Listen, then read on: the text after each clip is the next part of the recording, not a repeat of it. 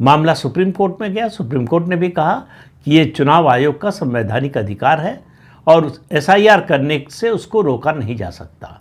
बिहार के मामले में कोर्ट गए तो बहाना क्या बनाया कि समय बहुत कम है।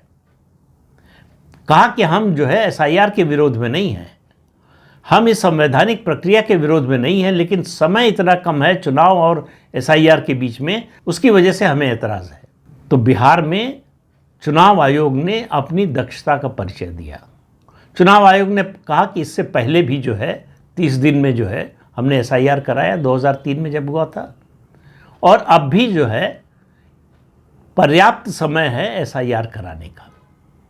एसआईआर के बाद जो मतदाता सूची जारी हुई, प्रकाशित हुई, उसमें किसी राजनीतिक दल के किसी प्रतिनिधि ने एक भी शिकायत नहीं की।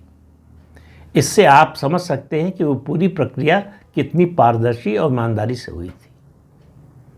लेकिन विपक्ष को तो मुद्दा बनाना है। अब उसके बाद चुनाव आयोग ने पहले भी कहा था, सुप्रीम कोर्ट में भी कहा था कि हम बिहार के बाद पूरे देश में एसआईआर कराएंगे। तो चुनाव आयोग ने घोषणा की कि वो 12 राज्यों और केंद्र शासित क्षेत्रों में एसआईआर की प्रक्रिया शुरू करेगा, और वो शुरू हो गई। लेकिन अब इसका भी विरोध शुरू हो गया है।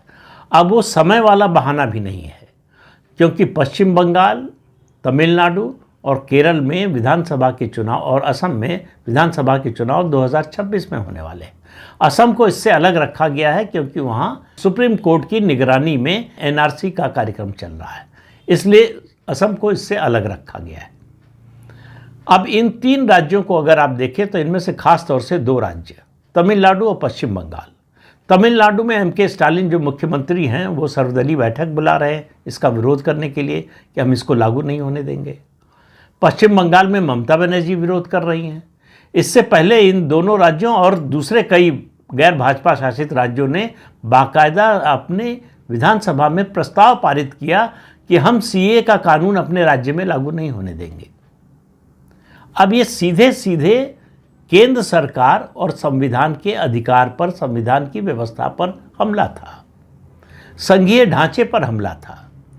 क्योंकि भारत का संविधान कहता है कि केंद्र से, या मतलब संसद से पास जो भी कानून है वो पूरे देश में लागू होगा, और उस कानून के खिलाफ कोई राज्य सरकार अपना कानून नहीं बना सकती। संवैधानिक व्यवस्था होने के बावजूद जो लोग जेब में संविधान की प्रति लेकर घूमते हैं, उन्होंने इसका विरोध किया। अपने शासित राज्यों में जहां सरकारें थीं इनकी, वहां विधानसभा से प्रस्ताव पारित कराए गए इसके विरोध में।